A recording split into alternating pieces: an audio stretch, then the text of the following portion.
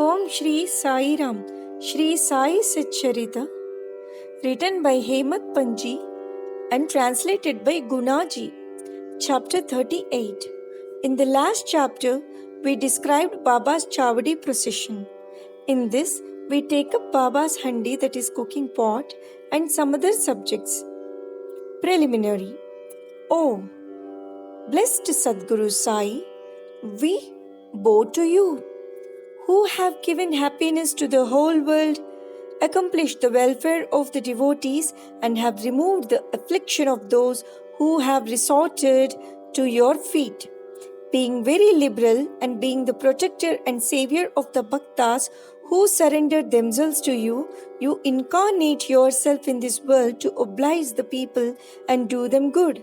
The liquid essence of pure self was poured into the mold of Brahma, and out of this has come out the crest jewel of the saint's Sai. This Sai is Atma Rama himself. He is the abode of perfect divine bliss. Having himself attained all objects of life, he made his devotees desireless and free. Baba's Handi.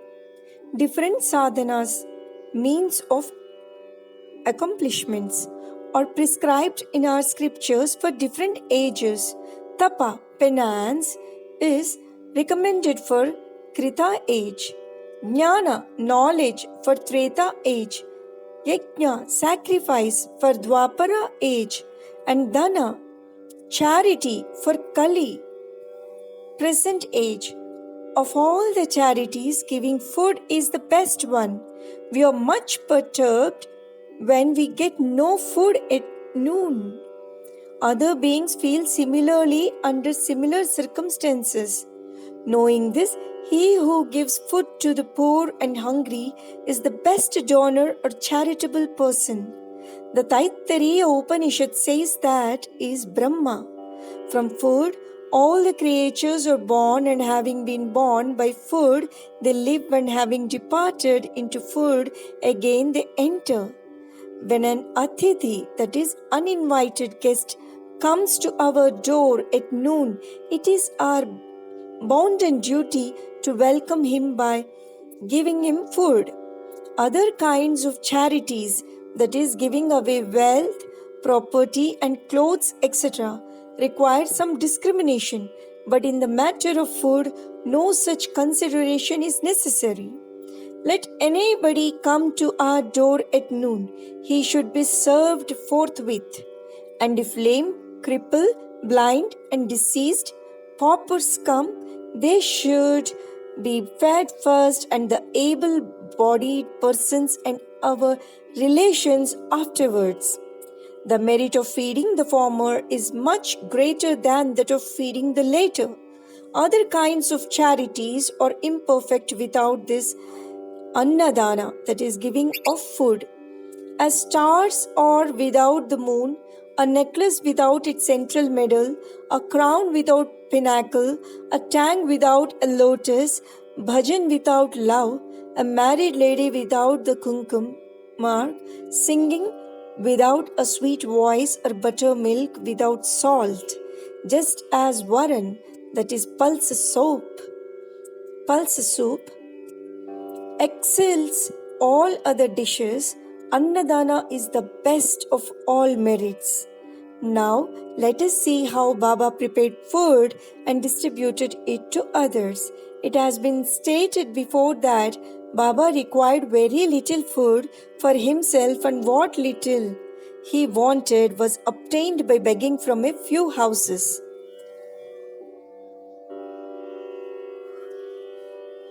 But when he took it into his mind to distribute food to all, he made all preparations from beginning to end himself. He depended on nobody and troubled none in this matter. First, he went to the bazaar and brought all the things, corn, flour, spices, etc., for cash. He did also the grinding. In the open courtyard of the masjid, he arranged a big hearth, and after lighting a fire underneath, kept a handi over it with a proper measure of water. There were two kinds of handi, one small and the other big. The former provided food for 50 persons, the latter for 100. Sometimes he cooked mitte chawal, that is sweet rice, and at other times pulava with meat.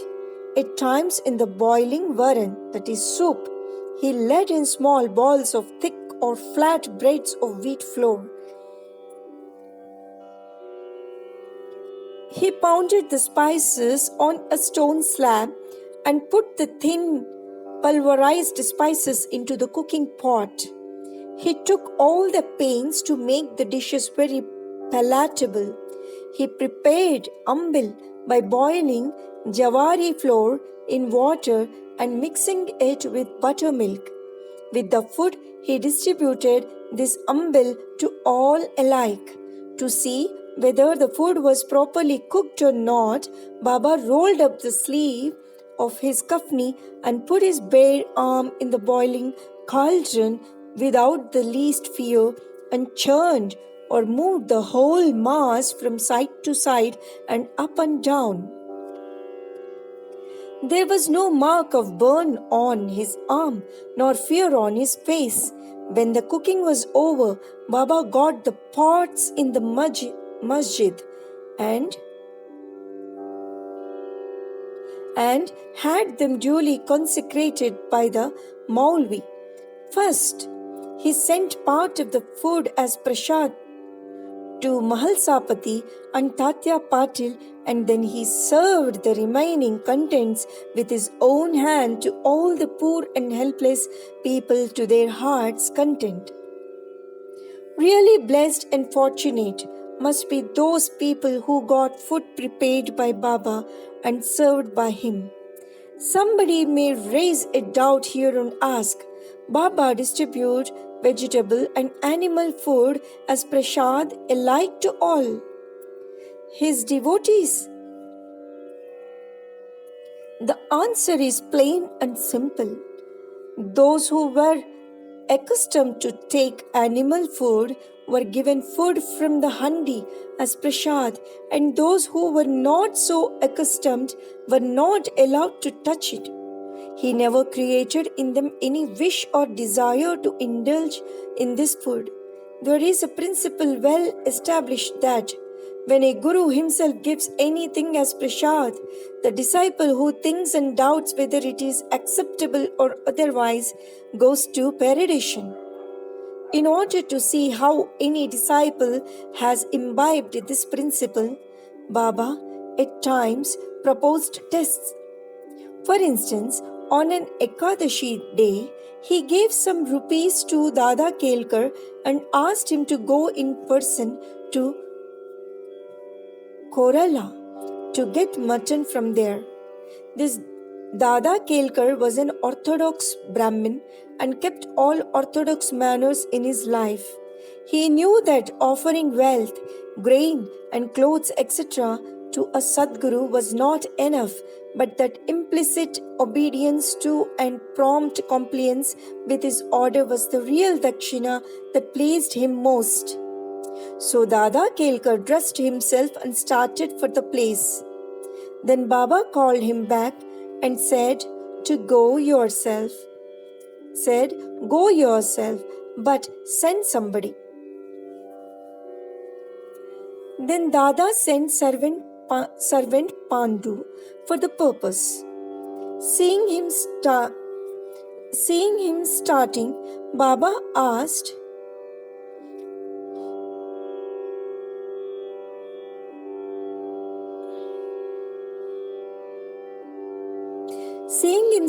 Baba asked Dada to call him back and cancel that program. On another occasion, Baba asked Dada just to see how the saltish pulava, that is mutton dish, was done. The latter said casually and formally that it was all right. Then Baba said to him, You have seen it with your eyes, not tasted it with your tongue. Then how could you say that it was good? Just take out the lid and see. Saying this, Baba caught his arm and thrust it into the pot and added, out your arm and taking a ladle, put some quantity in the dish without caring for your orthodoxy and without blustering. When a wave of real love rises in a mother's mind, she pinches her child with her hand, and when it begins to cry and shout, she hugs it close to her bosom. Similarly, Baba, in a true motherly way, pinched Dada Kelkar in this fashion.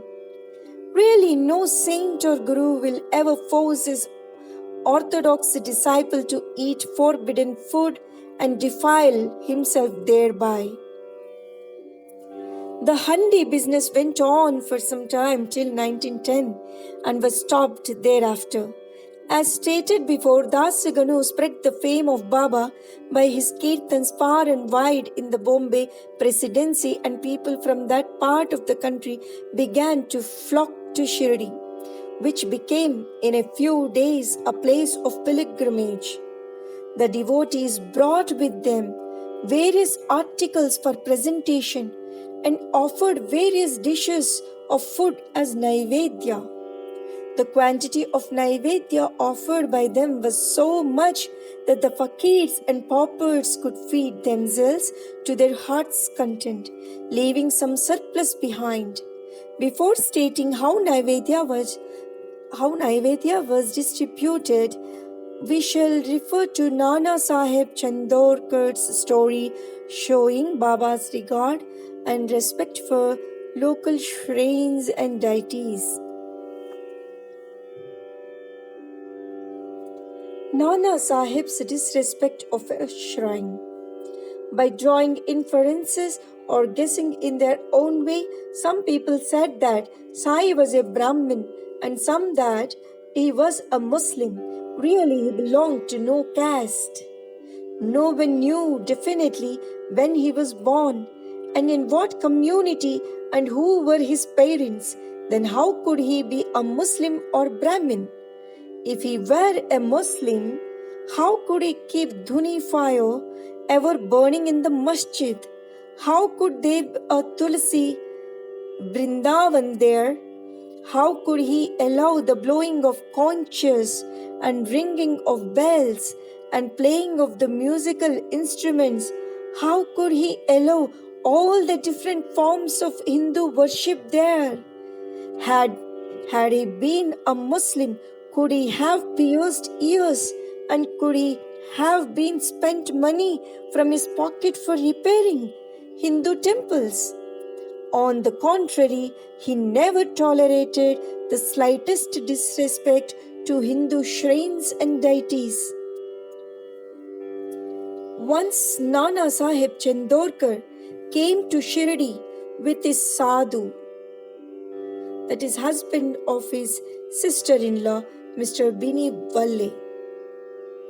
When they went to the masjid and sat before Baba talking, the latter suddenly got angry with Nana Sahib and said, "Are so long in my company and how do you behave like this?"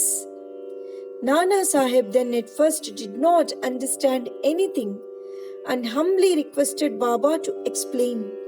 Baba asked him when he came to Kopargaon and how he came to Shirdi from thence. Nana Sahib then at once realized his mistake. He usually worshipped the shrine of Datta on the banks of the Godavari at Kopargaon on his way to Shirdi. But this time he dissuaded his relation who was a Datta Bhakta from going to that shrine to avoid delay and drove straight. He confessed all this to Baba and told him that while bathing in the Godavari, a big thorn went into his foot and gave him much trouble. Baba said that was the slight punishment be met and warned him to be more careful in future. Kala, hodgepodge. To revert to the distribution of the Naivedya, After the Arati was over and after Baba sent away all the people with Udi and blessings, he went inside and sat with his back to the Nimbar for meals with 2 rows of the Bhaktas, one on each side. The Bhaktas who brought Naivedya thrust inside their dishes containing a variety of foods such as puris, mande, polis, basundi, sanza, fine rice, etc., and kept waiting outside for prasad consecrated by Baba.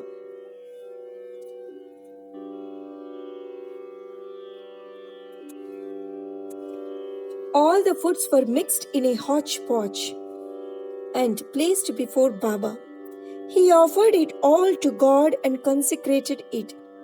Then portions of the same were given to the persons waiting outside, and the rest was served to the inner party with Baba at the center. The Bhaktas sitting in 2 rows then dined to their heart's content. Baba asked Shama and Nana Sahib Nimonkar daily to serve the consecrated food to all the persons sitting inside and look to their individual needs and comforts. This they did very carefully and willingly. Every morsel of the food thus partaken gave them nutrition and satisfaction. Such a sweet, lovely, and consecrated food it was, ever auspicious and ever holy.